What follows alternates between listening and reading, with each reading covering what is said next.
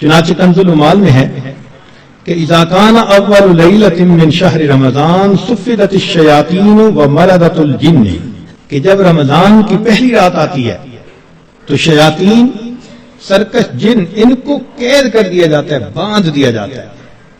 خبردار، میرے پیارے حبیب صلی اللہ علیہ وسلم کے امتیوں کے روزوں کو تم خراب نہ کر سکو، تو شیاطین کو باندھ دیا جاتا ہے۔ وغلقت ابواب النار فلم یفتح منها باب،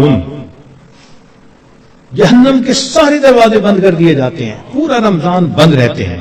وفتحت ابواب الجنت فلم یغلق منها باب، اور جنت کے سارے دروازے کھول دیے جاتے ہیں اور ان دروازوں کو پورا مہینہ بند نہیں کیا جاتا۔ سبحان اللہ۔ اللہ رب العزت اس مہینے میں جنت کی سیل لگاتے ہیں۔ وَيُنَادِي مُنَادٍ كُلَّ لَيْلَةٍ، اور ایک ندا دینے والا فرشتہ ہر رات یہ ندا دیتا ہے، یا باغی الخیر اقبل، اے نیکی کے متلاشی آگے بڑھ۔ ابتغاء سے ہے یہ لفظ، باغی الخیر۔ وَيَا بَاغِيَ الشَّرِّ اقصر، اے برائی کے تلاش کرنے والے تھم جا، رک جا۔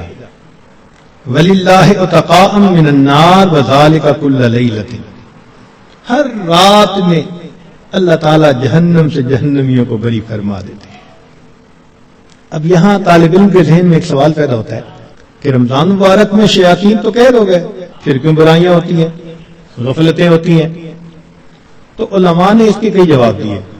ایک جواب تو انہوں نے دیا بھی بڑے شیاطین تو قید ہو گئے، اب چھوٹے شتونگڑے بھی تو ہیں، اور ہم اتنے غافل کہ شتونگڑے ہی کام دکھا جاتے ہیں۔